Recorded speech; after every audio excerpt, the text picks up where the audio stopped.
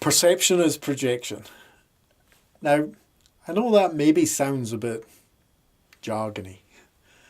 What does it really mean? It means when you experience your reality, you delete, distort, and generalize it as you now understand from the NLP communication model. You dumb it down. You take out a huge amount of information. So, yeah, that's good, so that you're a perfectly well, healthy human being functioning in society.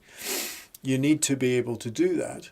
But when you filter that material down to that 134 bits, you give it a meaning.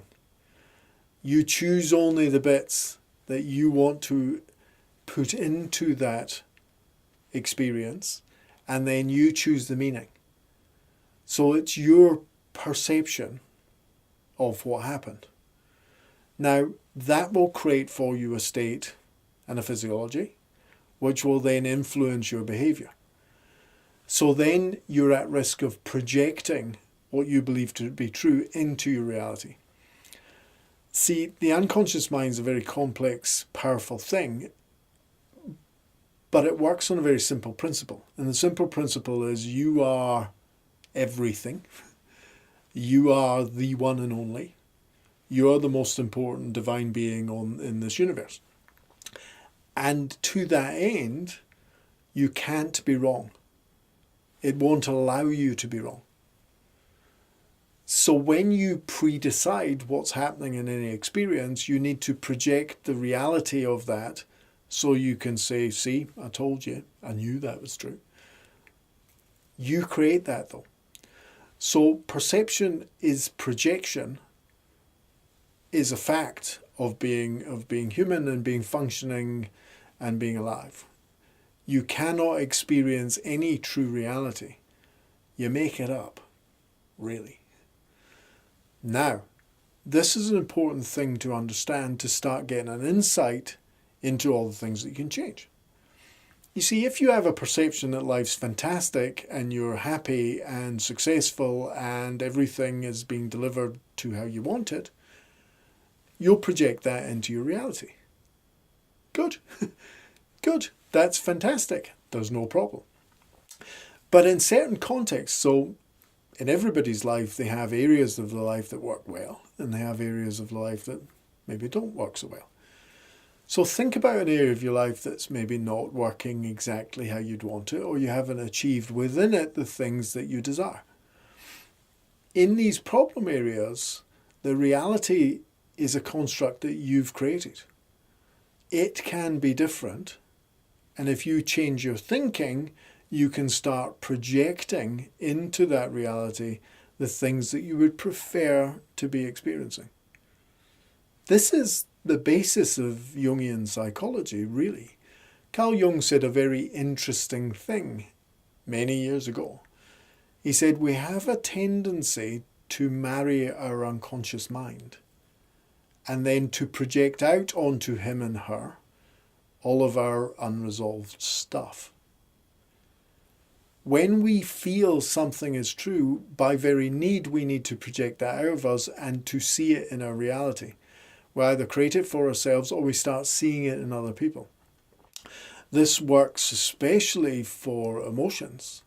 If you have a deeply suppressed emotion, that suppressed emotion needs to be brought into your awareness, and your unconscious mind will do all it can to bring it into your awareness. You'll feel it, but you'll deny it. How many people do you know do that?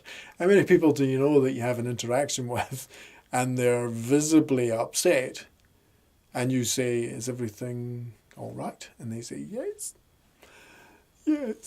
oh, I'm fine. Yep, now that's denial. They'll suppress it, they'll shut it down, and they'll not revisit it. The only reason it was there was the unconscious mind making you aware of it so you can do something about it or learn something from it. We'll talk about that in great detail later. But you shut it down and it becomes denied. You see, now your unconscious mind needs to make it even more clear to you.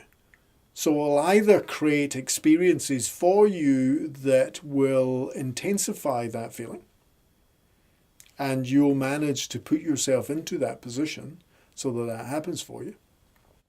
Or it might even start projecting it out into other people.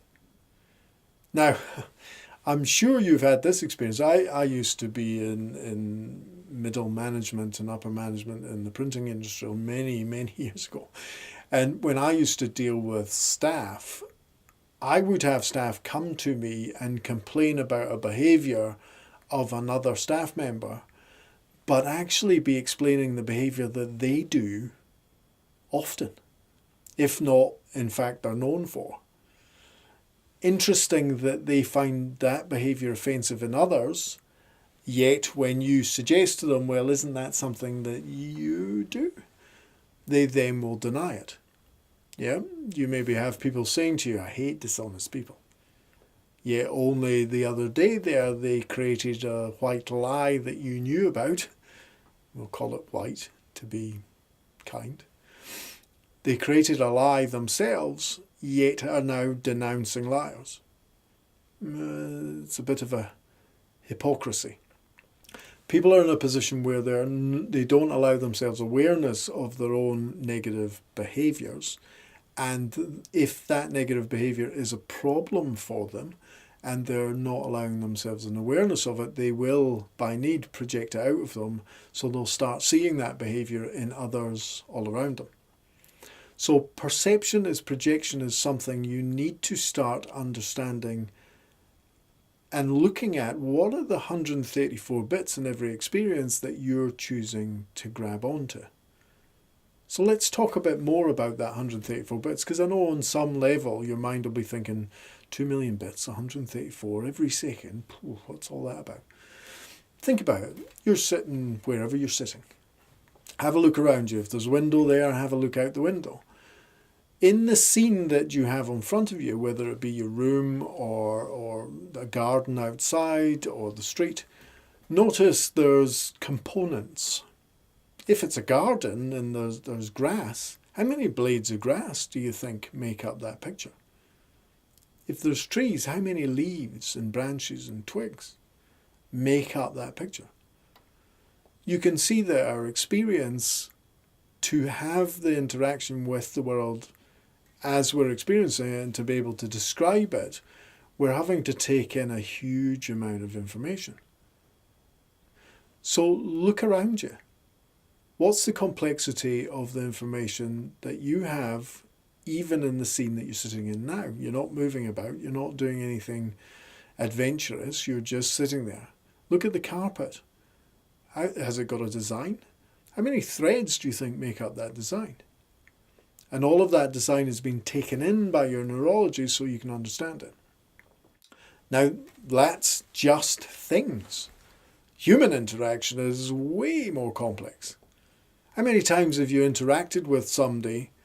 You've been standing with a work colleague or your sister or your brother or your best friend, and somebody comes up, interacts with you, and then goes away.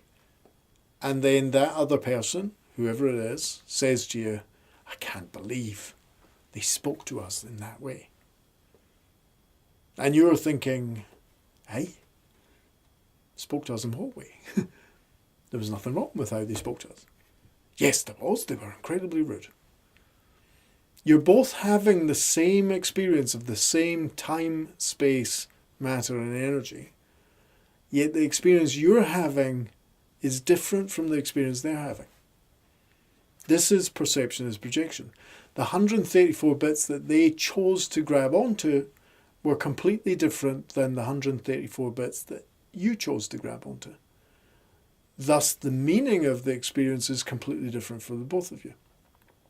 I've been to family gatherings where it's the best party I've ever been to, yet for my cousin it was the worst. I'm sure you've had the experience of going to a concert that you really loved, yet the other person thought it was rubbish, even though you're both fans of that particular artist. Our experiences are very subjective. The way that we filter the information is completely unique to us. You can't ever truly understand anybody else's experience.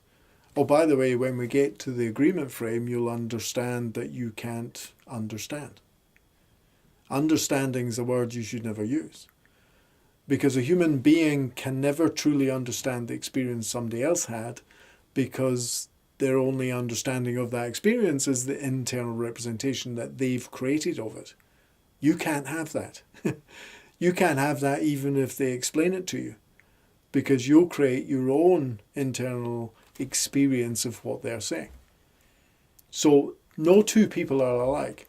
This is the wonderful thing about NLP. This is the wonderful thing about the sensory-based tools that you're going to learn as you study NLP, where you can start to understand what is the reality the individual's experiencing. You'll stop being in a position where you mind read or second guess or overlay your suppressed feelings onto that other person, thus confusing and convoluting the experience to the max. Perception is projection. You need to look at your life and understand what's in it. What are the things that are in your life that are good? And what are the things that are in your life that are bad? The good stuff, just keep it as it is. It's not real, but who cares? Keep it as it is. The bad stuff, now you need to be at cause. So now you need to apply the being at cause rule and understand, how have you managed to create this pile of whatever it is? Unpleasantness. How have you managed to create it?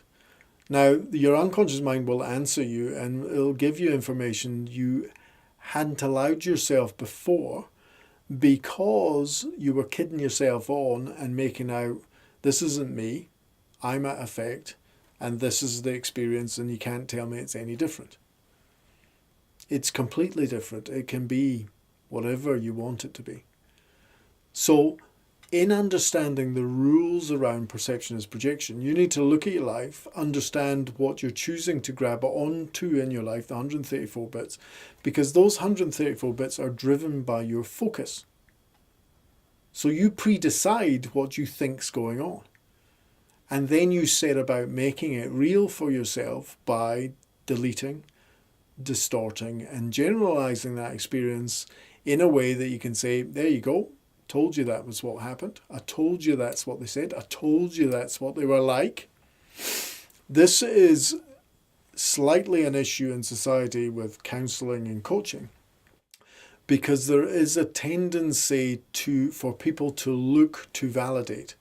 It's the round the water cooler syndrome that we suffer from badly in industry, where you have staff members come in on a Monday morning and they look to enroll people into what they believe's going on, whether it's how terrible their weekend was, and everybody then says, ooh, my weekend was much worse than that. Strange, isn't it? We live in a society where there's an abundance, yet people are almost competing now to have a worse life than the next person. I've given up that competition. I have a great life. And you can have a great life too. It's a choice. But the water cooler experience is people have a feeling that they can't truly understand, so then set about justifying and validating. So they justify it through embellishing their own story of the reality. And then they validate it by enrolling people who will go, oh, goodness me, really? Oh, I can't believe that. That happened to me once. Yeah. When you find these people that validate, you get all excited. You tell them even more details. You build up the story even more to get more validation. And then you walk away all pleased with yourself that, see, I knew it. That's, life is crap. And I knew it was crap. And I've been proven it to be crap because somebody else also has experienced that same level of crappiness. That's not the way to live. You need to become aware, allow yourself an awareness of your projections. Allow yourself an awareness of how you're perceiving the world around you and what is the focus that's driving that perception? What is the focus that's driving the 134 bits that you're choosing to grab onto? Because it's time to change your focus. It's time to change the bits that you're willing to allow into your life that will give you a completely different reality. During coaching and therapy work that I do, when somebody creates a change in themselves, their whole world changes. Now, have I managed to facilitate their whole world changing? No. All I've done is facilitated a change in their focus, a change in their emotional state, and a change in their willingness to grab onto a different 134 bits. Those 134 bits were there yesterday. They didn't just appear. They were there yesterday. It's just the individual wasn't willing to allow them to be real yesterday. I had a girl came along to one of my weekend seminars, and she had an emotional charged relationship with her mother. And her mother irritated her. She was being at effect. Her mother irritated her every time she spoke to her, and she would avoid speaking to her mother. She would speak to her mother, if she was lucky, once a week, maybe once every 3 weeks. And she could only be on the phone to her mother for a couple of minutes maximum, where she would make an excuse, hang up the phone, and go and do something. After she created a change for herself, and she created her emotional connection with the world around her, she was then able to grab onto a different 134 bits. After that weekend seminar, she phoned us up in the office to say that the night she finished, she had a phone call from her mother, and she talked to her mother for an hour and 20 minutes. Since then, she's spoken to her mother 3 times a week without fail, and always for a considerable length of time. She's also gone on to find her perfect partner, get married and have 2 kids also. But that's beside the point. She created a change for her, and that change created a change in the world around her. The world didn't change. All of that was already available to her. She just took herself to a place where she was willing to have that experience. And you can too. So perception is projection.